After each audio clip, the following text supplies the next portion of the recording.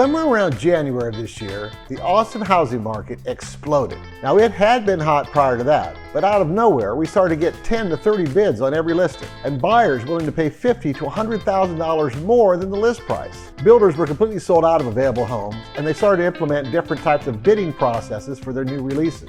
These were all things that we had never seen before, and the more these types of things began to happen, the more people began to expect that they were going to continue to happen. Well, I think we could all agree that in January, the market shifted. It happened quickly and without warning. But at this point, it's very important to remember that it will shift again. It's really only a question of when. I think there are signs that are already indicating that a shift is beginning to happen.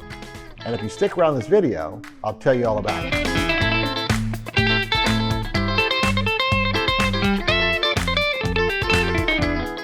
First, let's take an in-depth look at what's happened over these last 6 months.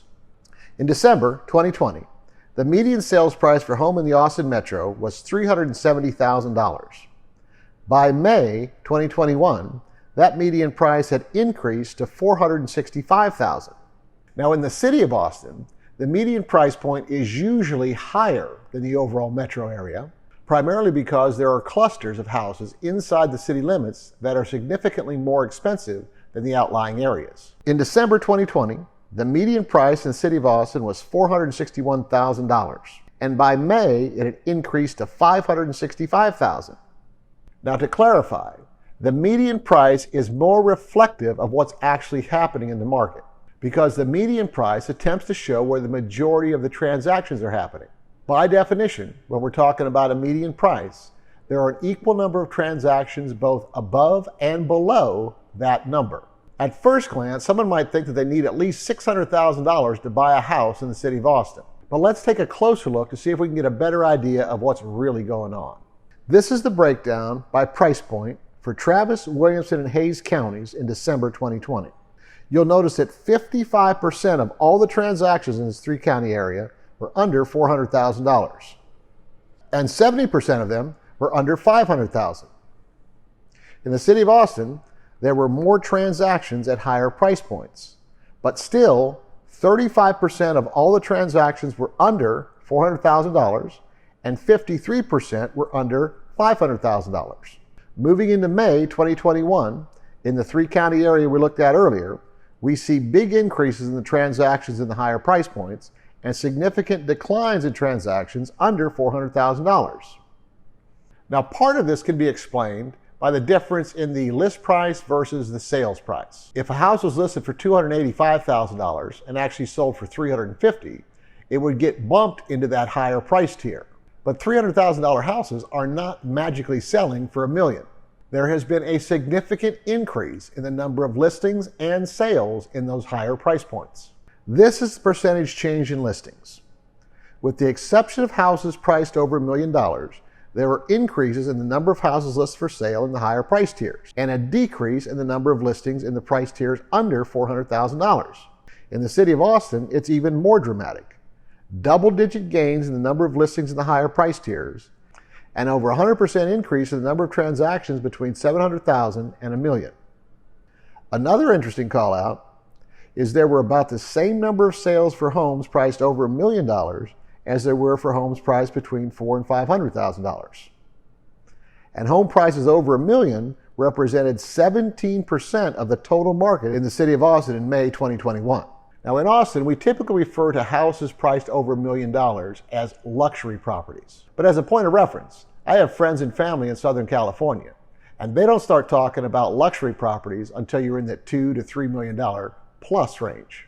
And as the number of homes priced over $1 million continues to represent a bigger percentage of the overall Austin market, at some point, we might be looking at an adjustment in our definitions as well. Coming back to our chart, this percentage of total column is the number of transactions in the city of Austin compared with the total number of transactions in that three-county area. In other words, 75% of all the homes sold for over $900,000 were in the city of Austin, while only 20% of the homes sold under $400,000 were in the city of Austin. Another way of saying it is that 80% of the homes sold for less than $400,000 were outside the city limits. Now, there are two key takeaways from all of this analysis. Number one, the increase in the median price has been partially driven by buyers paying over the list price. But at the same time, there has also been an increase in the number of listings and sales for homes priced in those upper price tiers. And as a point of reference, a buyer willing to pay $100,000 more for $1 million house represents a 10% premium, while a buyer willing to pay $100,000 over the list price on a $300,000 house represents a 33% premium. Now, the second takeaway is that even though a $600,000 median price point might seem out of reach for some buyers, there are still plenty of houses being listed and sold under $400,000. But the majority of them are outside the city limits. Take a look at this map. These are all the transactions over $800,000 in the city of Austin in the last 30 days. You'll notice that most of these houses are west of Mopac in the Hill Country. That area right there represents 75% of all the higher price point sales in the entire Austin metro.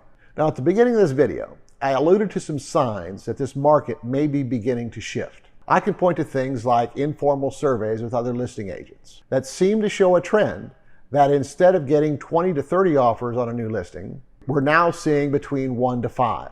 I can also point to a larger number of MLS listings that are staying on the market for 10, 20 days. And these are houses priced in that $300,000 to $500,000 price range. The biggest one, though, is that we are beginning to see a shift in builder policies regarding their new releases. For this entire year, builders have very much enjoyed this increased buyer demand. Not only have they been able to raise their prices, but they've come to expect that buyers are going to pay even more than that because there might be 10 buyers wanting to buy the same house. Some builders have even stopped paying realtor commissions. I guess they figure that they've got enough buyers coming directly to them that they don't need realtors bringing buyers to their sales office. But if we go to North Leander, to the Larkspur community, we're going to see some recent changes in this builder's policies that could be interpreted as evidence that we're beginning to see a shift. For new releases that are opening up for bids this month, they no longer are requiring the buyer pay a refundable $5,000 deposit just to be eligible to bid. And they are accepting offers from investors. Granted, this is one builder in one community, but it is a sign that they're not getting the number of bids that they had been expecting. So they have begun to modify their policies to make them more attractive to potential buyers. You should check out the other video I did on the 3 lies about why you should not buy a house in Austin. And don't forget to subscribe to my channel and hit that notification bell. All of my contact information is in the video description, so don't be shy. Let's make your real estate dreams come true.